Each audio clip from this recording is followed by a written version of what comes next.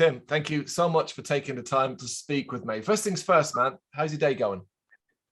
Yeah, it's great. I'm enjoying my day off of my day job, So it's easy. It's like had a breakfast, had some nice time sleeping. A How's day yours? off, but you're still now stuck doing an interview. Yeah, I mean, I arranged it. I took a day off especially for like this interview. Oh wow, that's amazing. Well, thank you for that. But I got to talk to you then. Like, it's part of, I guess, the journey to the release of Istok as well, but also the last 18 months or so. How have you been holding up personally, pandemic wise? hmm Yeah, I see. Well, it's been um, it's been a tough time, like mentally, more than like logistically and stuff, because in Russia we don't have like heavy restrictions uh, in terms of we can freely move around the city, around the country. Uh, so there is no problem in like getting to a job, to a rehearsal space. But generally speaking, it's been, well, obviously it's been a downer in general. Um, it's I think the main thing is that you lack communication. Uh, for some reason, people don't get together as much as before. So we really miss having like a good time together. We just recently started like going to bars and to each other's places and just spend time together. I mean, with the band and with friends. That's really interesting. Do you think, even though obviously, you had no restrictions, so to speak, in Russia, do you think it was a fear thing? Do you think people were just scared and that's why they were maybe making their own personal restrictions almost? Yeah, for sure. I mean, it has its downsides, obviously, that we don't have any restrictions because in the underground, people are frequently not wearing masks and stuff. And if you want to, stay safe and keep healthy, you just restrict yourself and you avoid like mass places with a lot of people. So yeah, we were scared. Yeah. Did you kind of look out and see how other countries were operating? So like, for example, the UK and America and things like that. And did you find yourself feeling disconnected from what everyone else was doing, so to speak? You mean around the world?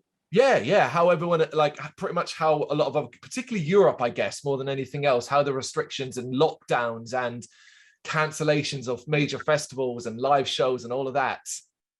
Yeah, for sure. Well, obviously we can't travel right now, even though I think in Europe people can travel from country to country.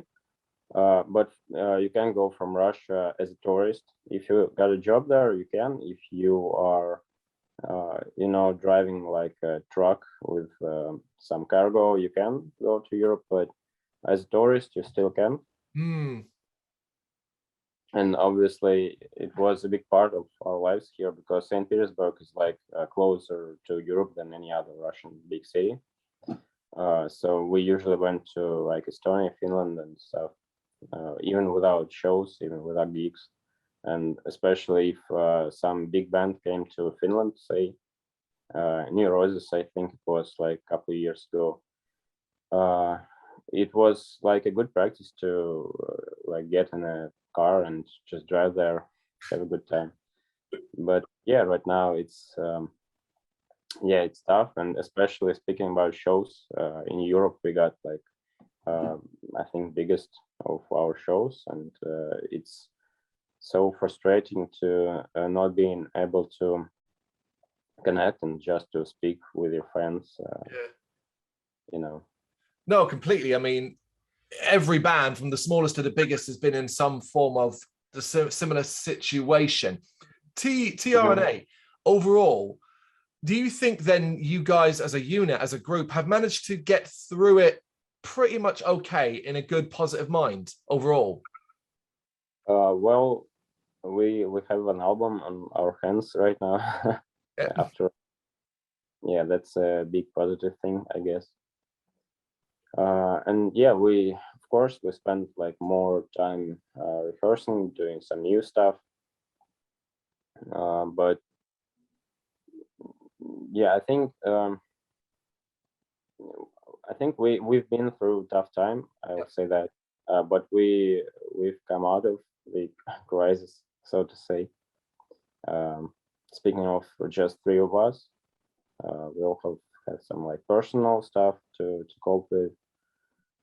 Some of like our relatives passed away, unfortunately. So yeah, but mm,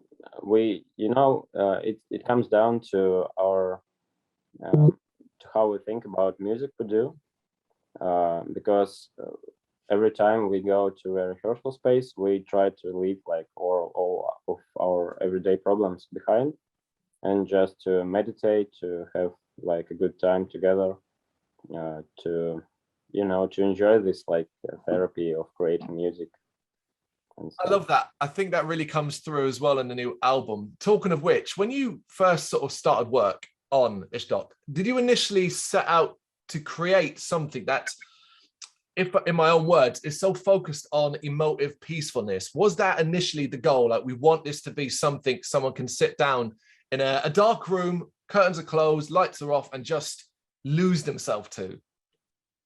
Yeah, I think it was the goal not only with the stock but with previous albums as well, because you know, listening to just this huge sound, it's hard not to lose yourself.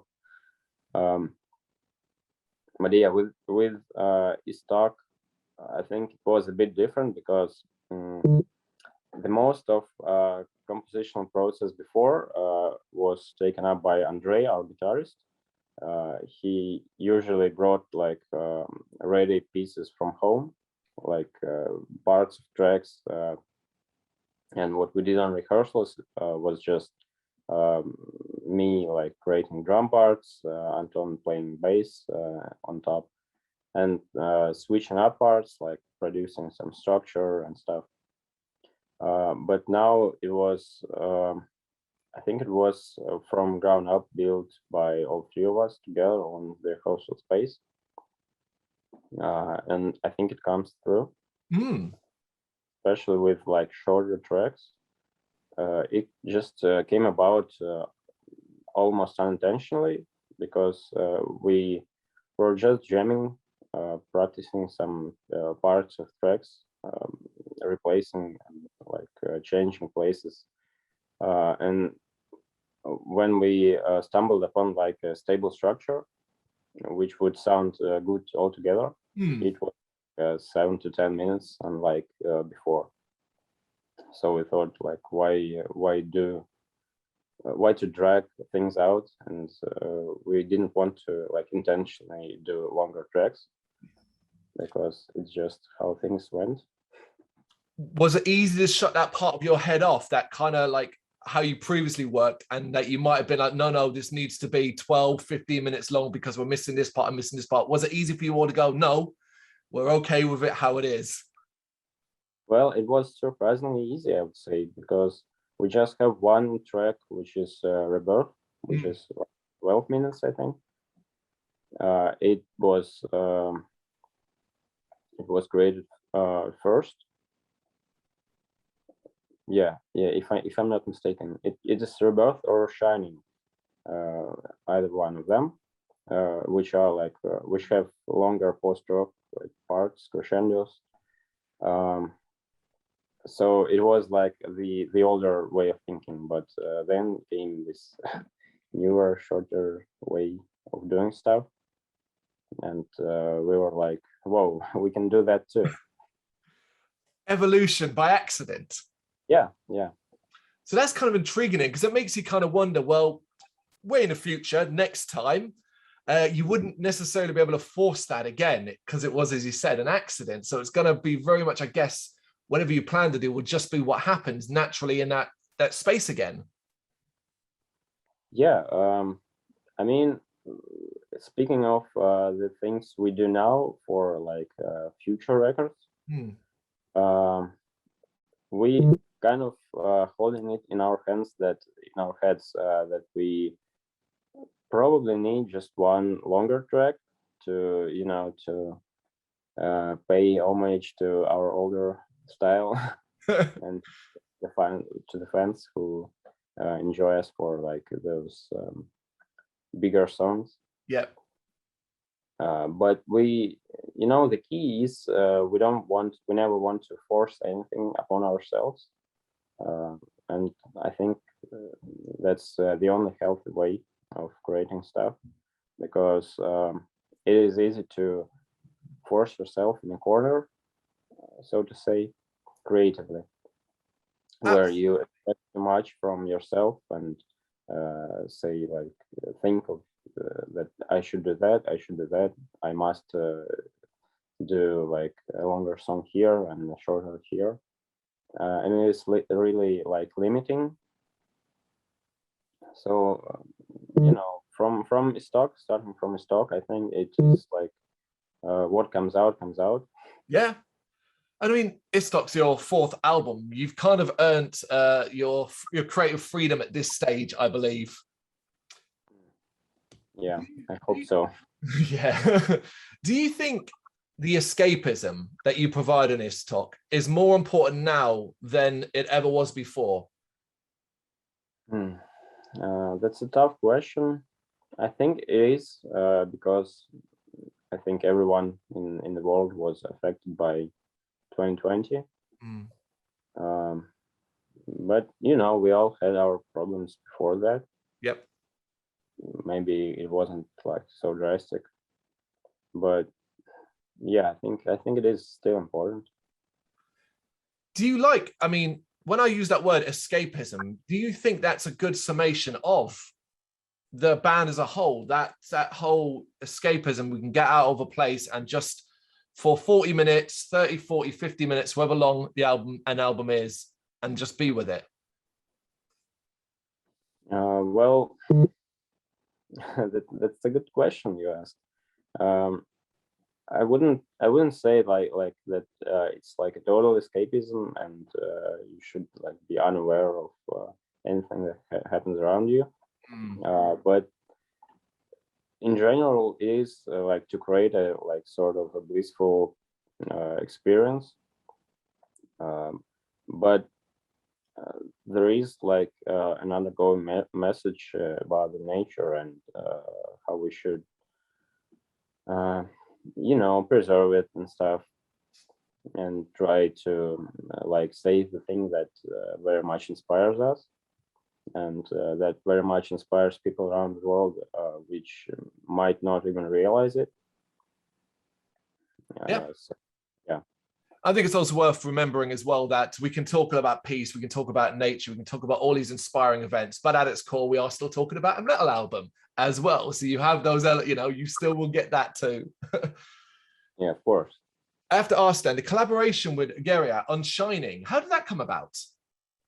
Well, that was quite interesting because our label, Candelight Records, so thought they suggested us featuring some vocals on one of the tracks.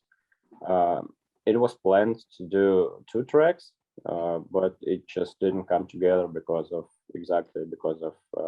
pandemic restrictions. And in Europe, they say that it was troublesome to get to the studio and just track the vocals for some of the people.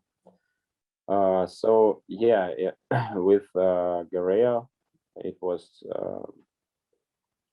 like mostly the effort of our label to contact them, to like organize the whole thing.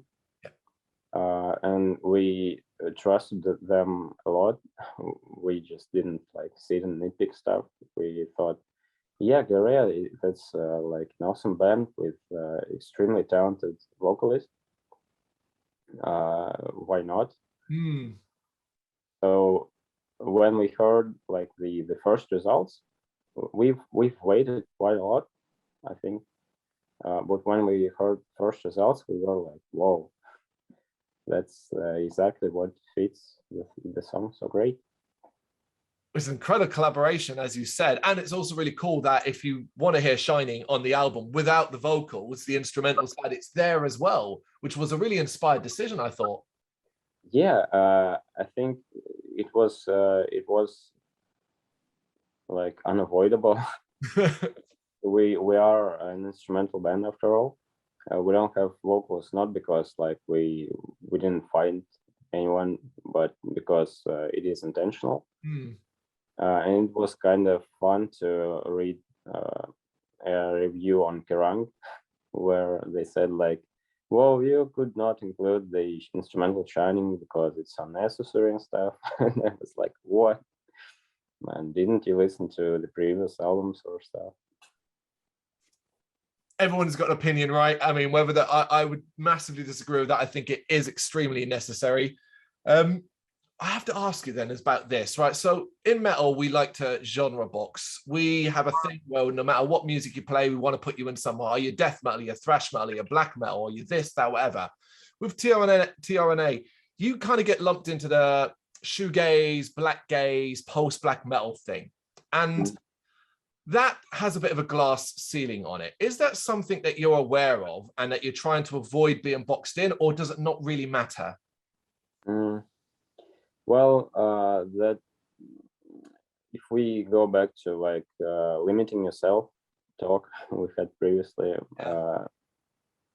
it is like the same thing. We are aware that there is like a glass ceiling going on because I think it is hard for like black gaze band to appeal to a wider audience because as we see, some of them just go to straightforward metal, like others go into shoegaze territory entirely, but it's not like we sit and like watch it like a game of sports. We don't care about tags too much. We just do music and hope that what we do will get heard by like many people around the world, which we know will happen soon,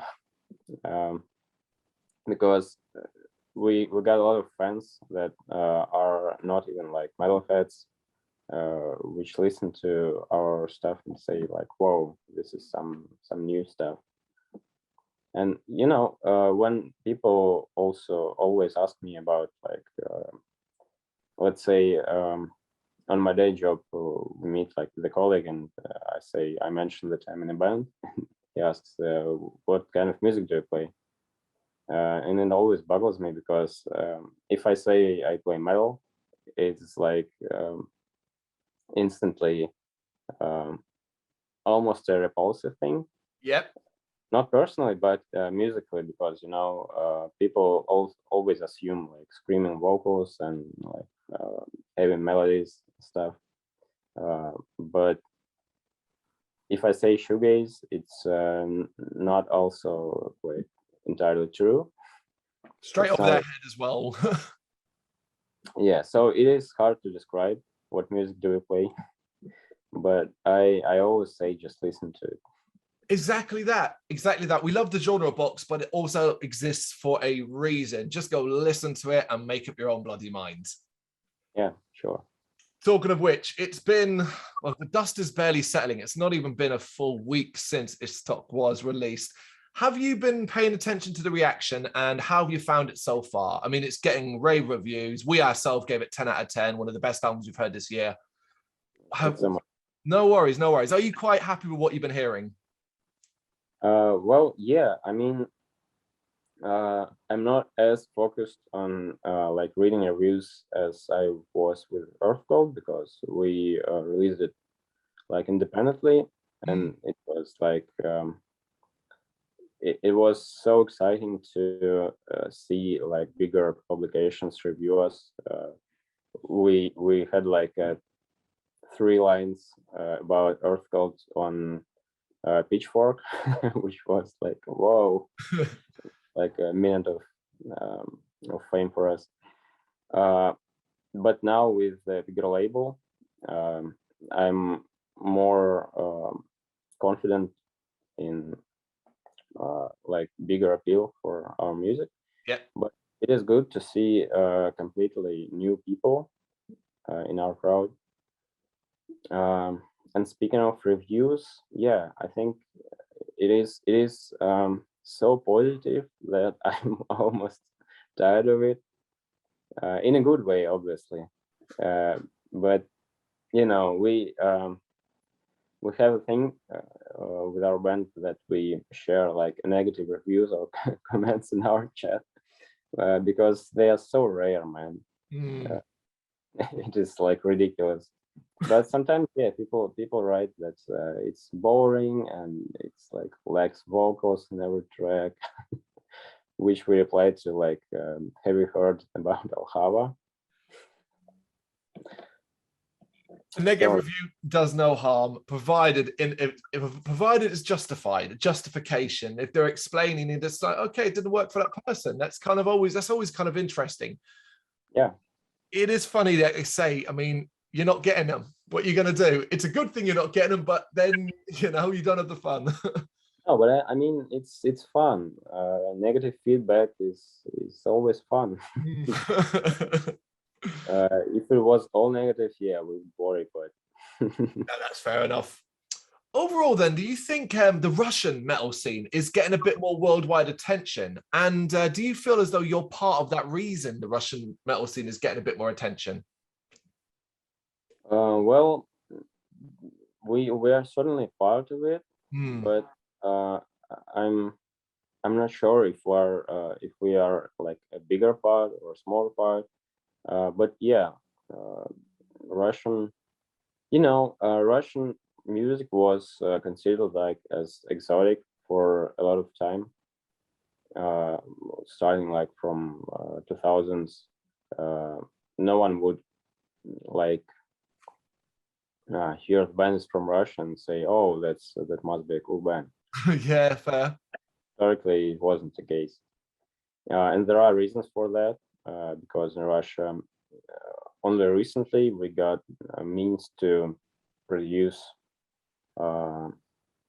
like high quality records, to record, to master, and mix stuff on the highest level. I think we got such things for like pop music, but yeah, for metal, for punk rock, for like all the underground music was just unattainable, I guess. Yeah.